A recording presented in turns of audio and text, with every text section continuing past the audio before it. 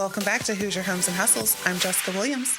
And I'm Stacey Preston, and we're both real estate brokers with eXp Realty in Central Indiana. If you're passionate about real estate, please hit that like and subscribe button to join the hustle.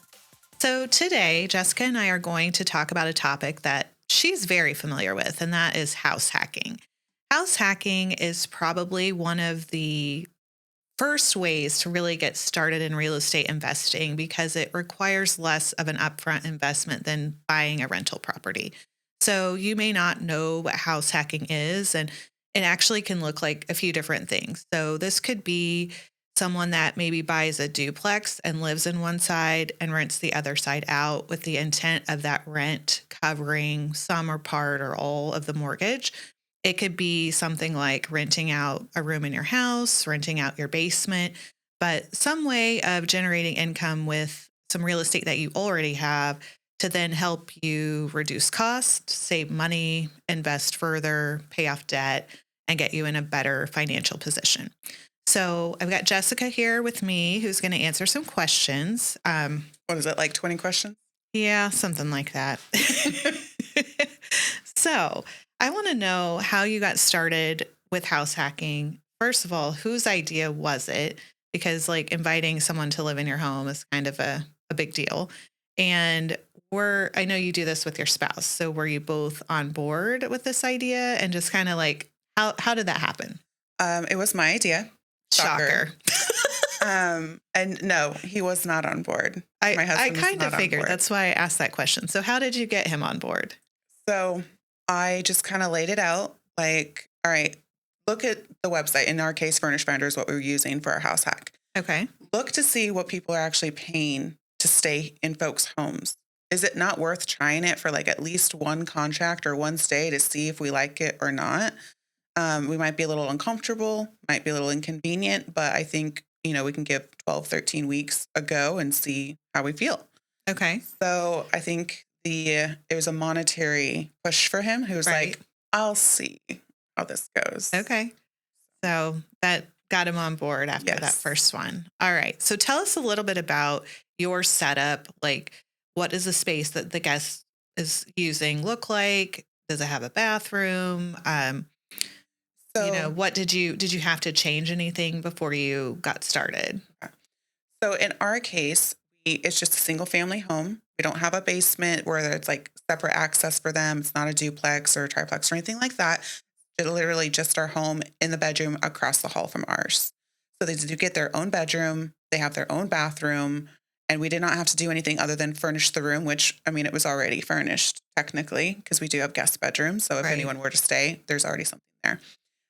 The only adjustments we had to make aside from making sure everything was furnished was like making sure there was space in the fridge and the freezer. Like they had half the fridge, half the freezer for them. They knew exactly where they needed to park outside.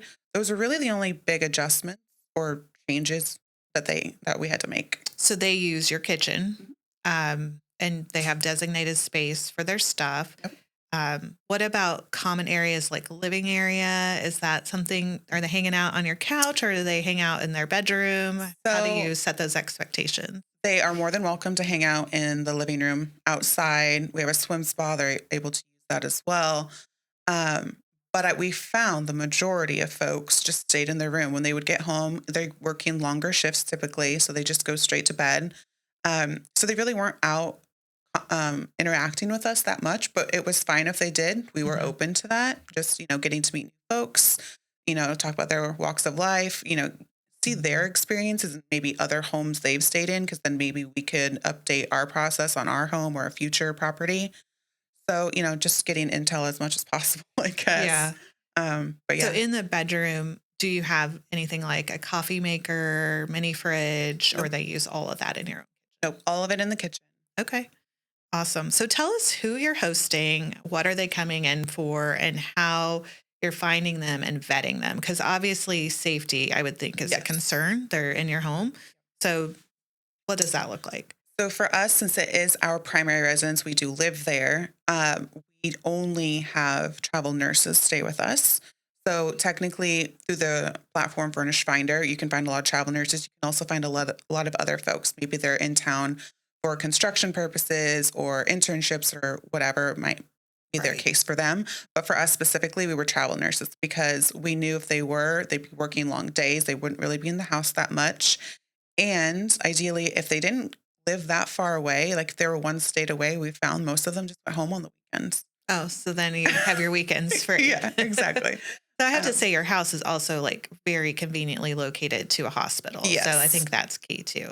Absolutely. The amenities your home offers, the proximity to a hospital, because they are on call. Generally, definitely want to be within 30 minutes of the hospital because that's what they're required to do. But the closer you can be, the better because that's more time they get to sleep, less of Mhm. a commute to and from, all that kind of stuff. So that definitely has been a benefit. Okay. And then what about vetting? Like, So, uh, Furnish Finder actually has a platform that we use that is called KeyCheck. okay. And we get their email address after we've had a phone call with them. Everything seems good. We send them the actual email so that they can fill out the background check. And some people don't ask them to do that because they've already done a background check for work purposes. Okay. We are still doing it because just because you don't have anything bad on your background, like maybe you haven't been to prison or whatever, it doesn't mean you paid your rent on time or anything like that. And that's what we're looking for as well. Right. So we always had that as part of our process that we would be vetting them and making sure that they, are paying all their bills on time. Obviously, if we're going to be letting someone stay in our house, having that inconvenience, we want to make sure we're being paid on time. Right. So Absolutely. So do you have a minimum or maximum amount of time they can stay? we don't have a maximum. We do have the minimum, usually about 12 to 13 weeks, because that's the typical contract for them. Okay. And then they can extend from there. We've had actual multiple folks extend or come back for another contract. Okay. So obviously that's better because that's less turnover we have to do, less time we have to spend finding another person, vetting them, having a conversation with them, all that So stuff. what's the longest someone has stayed? Um, 6 months? Consecutively, Yeah. 6 months. Okay. Okay.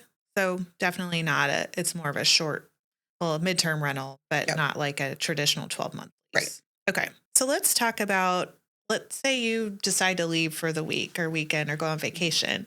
Do you lock up your stuff or do they just have access to everything then? We did put a lock on our bedroom door so that when we were going to be gone, we could lock it up. And then we also have our personal information locked up as Okay. well. So I'm not really that concerned with anyone stealing anything from us. I don't think that we have anything of real value aside from the house, which good luck picking that up and taking it with you. Right. Right. So I am not that concerned about anything being stolen from that aspect. Obviously, I would care more about financial information, identity theft, that Yeah. kind of thing. Right. But other than that, yes, we do lock that kind of stuff up. And we have actually been gone when a new nurse has moved in. Okay. So we weren't even there when they arrived. Yeah. Well, I mean, that's great for them, right? They have Yeah. a little more privacy. So, okay. Um, so let's talk about some financials. What are you making on average in a month? On average, about $1,100 a month for a room Okay. in a house. And how has that helped you financially to, invest more in real estate or better your financial position? So the reason we even started doing that was because we'd already had our first short-term rental in downtown Indianapolis. We'd had our first out-of-state short-term rental in Texas. And we didn't necessarily have all the capital to go and buy a brand new property. So I was thinking, what can we do with the asset that we do have? Can we utilize that to our benefit?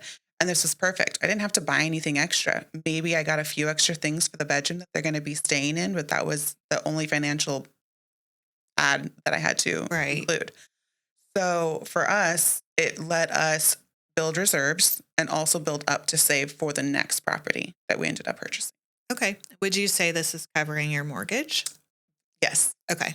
I mean, you're living for free then. Yes, That's exactly. pretty amazing. I mean, obviously there's some inconvenience. It's not for Right. everybody, but it is pretty powerful what you would be able to do with that money if you didn't have to Absolutely. pay for your biggest expense. And I mean, and that's it, right? Like there's definitely a balance. I mean, if we were only making $500 a month, would it be worth the inconvenience to us? That might be a different conversation. Right. But knowing for us that it's definitely worth it from covering our mortgage. And I love that everybody's not comfortable enough to do it because then that gives people like me the option to do it and thrive doing it. So I mean, I know you've told me you guys kind of enjoy doing it. You've gotten to know some of the people and kept in touch with some of the people that have Yeah. stayed with you. So, Yeah, our last nurse that was with us before our foreign exchange student arrived, they arrived. They happened to meet one of our old nurses at the same hospital. And then we also had another nurse that had come back for something. And we ended up just having like a little reunion barbecue outside with like three nurses that we had hosted yeah, before. So it was nice to have that camaraderie and build those relationships for sure. right. That's really cool. And to your point, like this is definitely not for everyone. So Right. it does give you a competitive edge. So, have you ever had a nightmare guest? We haven't had a nightmare guest. I would One that you say wouldn't welcome back? there is probably one we wouldn't, and it was our first one. Okay. That's fair. Yeah, nothing bad. It's just not our cup of tea. Like not a personality fit, Yeah, maybe? it just wasn't a little socially awkward. Okay. So before you started renting, were there any considerations with insurance? Like, did you reach out to your insurance agent and let them know you were doing this? And were there any changes that you needed to make to your homeowner's policy? Yes, if you're considering doing this or even having it as a short-term rental in some regard, definitely let your insurance company know because you need to be covered appropriately should anything go wrong. Because if something happens and you're not covered properly with the right Right. policy, they're not going to cover it, and then now you've actually wasted more money than you've earned. Right. Okay. Any pro tips for someone considering this strategy that we haven't covered already today? I would say if you're thinking about it and you're like, is this right for me? Is it not? Maybe you're like, at this dollar amount, it might be worth it to me. I would just say going on Furnish Finder and just looking to see in your area what homes, what amenities they have compared to your home, see what they offer, see what their pricing is. And even if you can list it for that amount or maybe even slightly under, and it's still worth it to you, that might be a great way for you to like start kind of get your feet wet a little Yeah. bit. Okay. Great. Do you know if you can implement this strategy if you're renting? Let's say you have an apartment and you've got this spare bedroom. Is this something you can do? You can if your lease lets you sublease. Right. Yeah. I feel like most leases don't. So Right. you want to make sure you check with your landlord on that or just go into it with a roommate and have them on the lease. I know that's usually allowed, but just renting it by the month on Airbnb, most landlords are not going to be cool with that. Well, thank you so much for telling us about this strategy. I have to ask now, is your husband on board and how long do you think you might continue to implement this strategy? He is on board. I think because he understands the financial gain that it allows us. Right. Again, even if we didn't want to grow a portfolio or be investors in any fashion, just to reduce our day-to-day living expenses in this day and age Right. is enough, and honestly, for us to do I it. mean, right now everybody's trying to reduce expenses Exactly. or, kind of find their side hustle. This is a great one if you have the space. After listening to this, I kind of knew this going into it. This is not a strategy for me at this point in my life. I have 3 teenagers and 2 dogs, and the Preston Hotel is at full occupancy right now. Now, when they go to college and we've got some spare space, I mean, maybe it would be an option, but I think it really depends on your stage of life. Absolutely. And I feel like we'd have to pay somebody to come live with us, and then we might be like, "Hey, can you take this kid to practice?" Like, no one's going to sign up for that. Yeah. So, if I had kids, it'd be a different story. And I've Yeah. actually seen other properties online, and they've mentioned in the comments about having kids in the home, and I wouldn't be comfortable with that. But again, it's all personal preference. yeah, I've seen it too. And I mean, even pets, you may like, we have dogs, and I know you don't have pets and don't allow pets, right? Right. So, I mean, if you have pets, it doesn't mean you can't do it. And, maybe then you can be pet friendly and attract a different group of tenants. So yeah, not for me. Maybe it's for you. But we just thought it was a strategy worth bringing up if you're looking to get into real estate investing or reduce expenses or find a way to save more. So thanks so much for sharing your experience. And if our listeners are interested in learning more about this, are you willing to help kind of guide them through the Absolutely. process? Okay. Absolutely. And as always, our information's in the show notes if you want to reach out to Jessica to learn more. She'll be happy to help. Well, that's it for today's episode of Hoosier Homes and Hustles. If you enjoy our conversations here, please remember to like and subscribe. Let's hustle smarter together. We'll see you next time.